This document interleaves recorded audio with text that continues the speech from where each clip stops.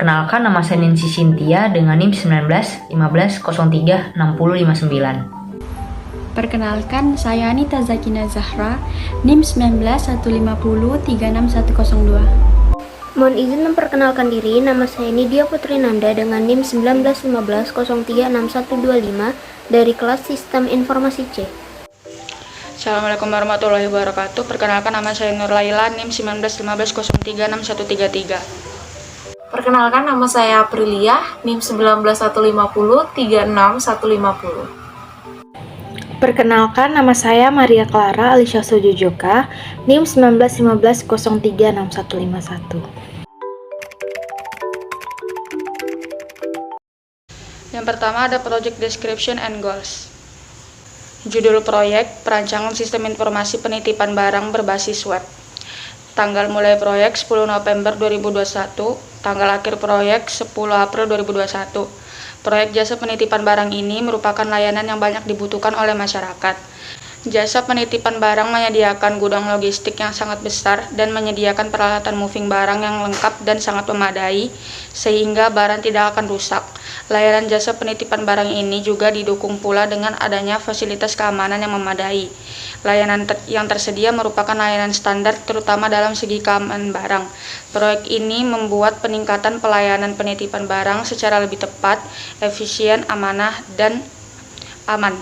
Diharapkan dengan adanya aplikasi ini dapat mengembangkan sistem aplikasi penitipan barang berbasis website yang memudahkan masyarakat. Selanjutnya, saya akan menjelaskan bagian dari deliverables. Penjelasan laporan proyek Sistem Informasi Penitipan Barang berbasis web ini meliputi yang pertama, SDPLN atau Software Development Plan, yang merupakan sebuah dokumen yang menjelaskan perencanaan dan perancangan proyek. Dokumen ini menjelaskan lingkup dari proyek perangkat lunak yang akan dikerjakan.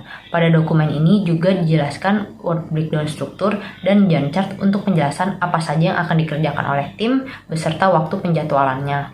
Lalu yang kedua ada SRS, adalah suatu dokumen yang menyatakan kebutuhan perangkat lunak sebagai hasil dari proses analisis yang dilakukan dalam konteks pengembangan perangkat lunak.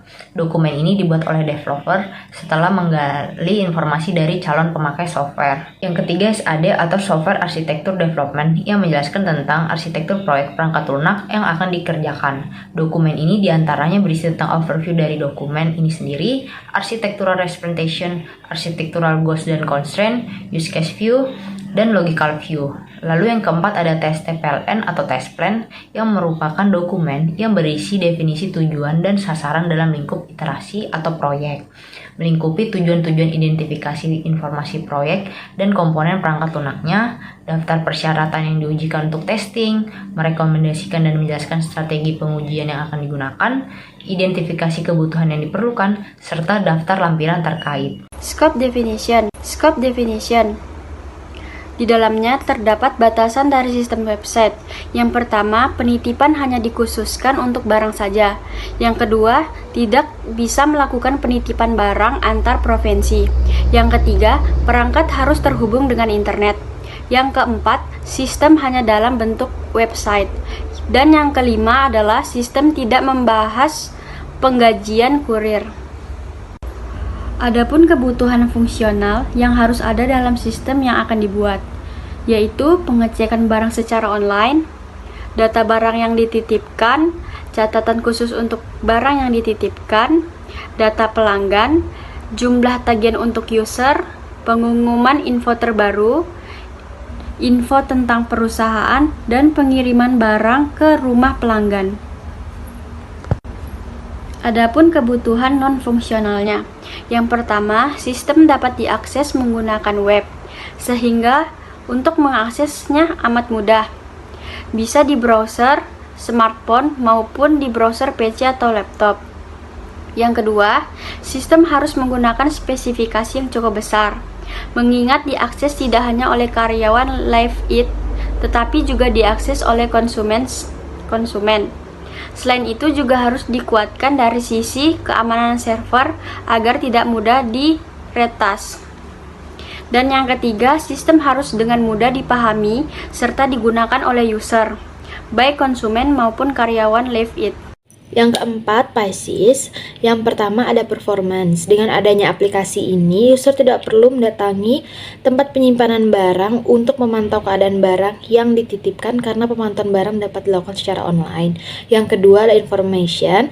Data barang yang masuk dan keluar masih dilakukan secara manual melalui kertas sehingga dapat terjadi human error karena salah tulis serta informasi yang akan diberikan tidak valid. Tetapi dengan aplikasi ini, data barang diinput melalui sistem informasi sehingga lebih cepat dan update. Yang ketiga, ada ekonomi. Penyimpanan data barang sudah menggunakan database, sehingga penyimpanan data barang lebih terstruktur dan lebih hemat karena tidak menggunakan kertas untuk melakukan pencatatan serta tidak membutuhkan banyak pegawai untuk menginput data yang dibutuhkan.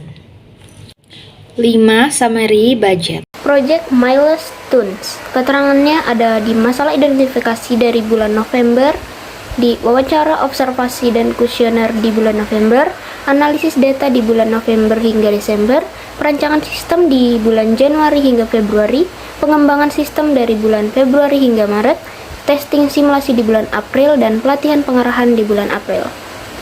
Biaya langsung personil dengan biaya belanja barang yang pertama ada laptop dengan jumlah 4 laptop dengan harga satuan 10 juta rupiah, jumlah harga menjadi 40 juta rupiah.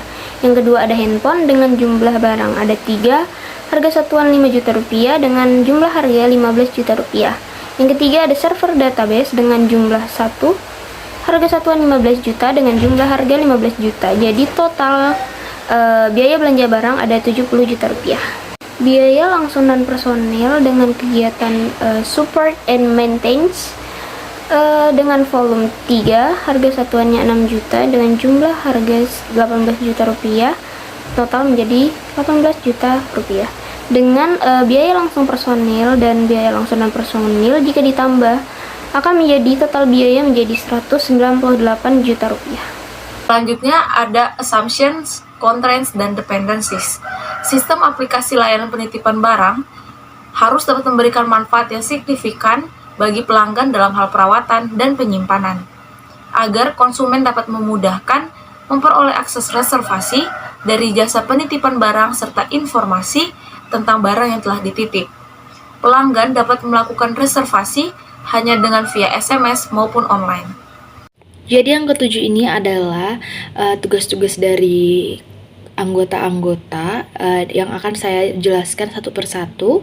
Yang pertama adalah Project Manager yang dilakukan oleh Aprilia Dorothea Pabiana. Role-nya adalah menjadwalkan pelaksanaan dan manajemen proyek, memantau kinerja proyek pelaksanaan dari analisis sampai implementasi. Dan yang terakhir, membuat dokumen SDPLN yang mendefinisikan rencana proyek.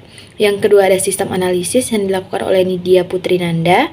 Role-nya adalah menganalisa proses bisnis, mendefinisikan prosedur yang ada dalam sistem, dan yang terakhir membuat dokumen SRS. Yang ketiga adalah programmer. Yang ketiga adalah programmer yang dilakukan oleh Nancy Cynthia dan Nur Laila. Role-nya adalah membuat rancangan sistem, membuat dokumen SAD yang mendefinisikan arsitektur, dan yang terakhir membuat aplikasi yang telah dirancang dan direncanakan. Yang keempat, sistem testing yang dilakukan oleh Anita Zakina Zahra, yaitu membuat test plan untuk implementasi sistem. Dan yang terakhir adalah documentation yang dilakukan oleh Maria Clara Alicia Sojojoka. Role-nya adalah mengontrol kelengkapan seluruh dokumen yang telah dikerjakan. Selanjutnya yang terakhir ada Project Authorization. Yang pertama ada Project Manager, ada Aprilia Dorothea Pabiana dengan tanggalnya 10 November 2021. Yang kedua ada Project Sponsor dengan PT Pesan Bungkus, yaitu tanggalnya sendiri sama dengan yang tadi, 10 November 2021. Demikian presentasi dari kelompok kami. Jika ada kesalahan kata selama presentasi, mohon maaf. Sekian dan terima kasih.